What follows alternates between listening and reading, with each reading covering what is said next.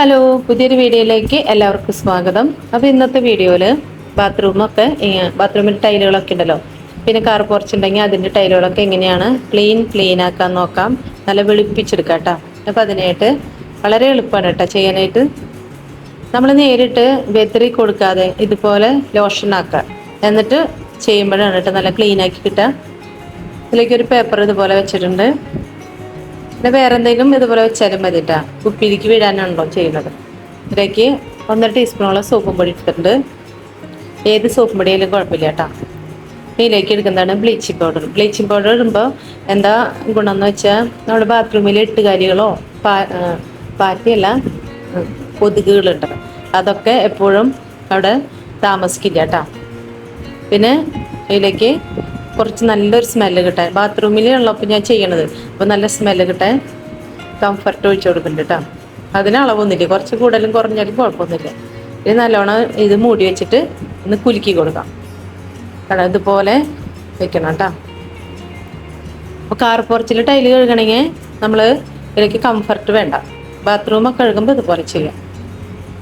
ഇതുപോലെ ഒരു തുണി ഉണ്ടെങ്കിൽ നല്ലതാണ് കേട്ടോ. ടൈലുകൾ ചുമരൊക്കെ കഴുകാനായിട്ട് സ്ക്രബ്ബറൊക്കെ ഇട്ട് കഴുകുമ്പോൾ എത്ര നേരം വേണ്ടത് കഴുകാനായിട്ട്. നമ്മൾ ബ്രഷൊക്കെ ഉണ്ടല്ലോ, ബാത്റൂം കഴുകണ ബ്രഷ്, ടൈലൊക്കെ കഴുകണ ബ്രഷ്, അതൊക്കെ ഇടുമ്പോൾ നമുക്ക് കുറേ നേരം പിടിക്കും. ഇതൊക്കെ പെട്ടെന്ന് കഴിയും കേട്ടോ, നല്ല ക്ലീനായിട്ട് കിട്ടും. അപ്പോൾ ഇതുപോലെ ഈ തുണിയിൽ ഒഴിച്ചു കൊടുത്തിട്ട് ആദ്യം ചുമരൊക്കെ കഴുകാണ് കേട്ടോ ചെയ്യണത്.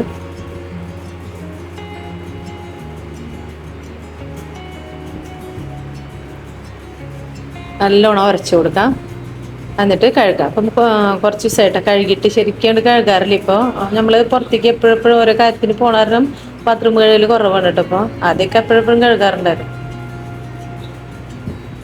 എല്ലായിടത്തും ഒന്ന് തേച്ച് കൊടുക്കാം. അപ്പോൾ ചെറിയ ചെറിയ കറകളൊക്കെ പോകണമെങ്കിൽ ബ്ലീച്ചിങ് പൗഡർ നല്ലതാണ് കേട്ടോ. പിന്നെ ബേക്കിംഗ് സോഡ ഒക്കെ എടുക്കണ അങ്ങനെയും ചെയ്യാറുണ്ട് കേട്ടോ. ഞാൻ ബേക്കിംഗ് സോഡ പിന്നെ വിനാഗിരി ഇട്ട് അങ്ങനെയും കഴുകാറുണ്ട്.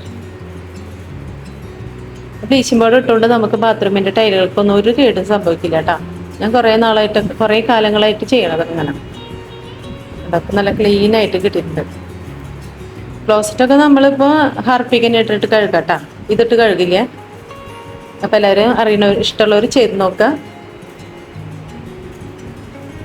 അപ്പോൾ പുതിയ വീഡിയോയുമായിട്ട് വീണ്ടും.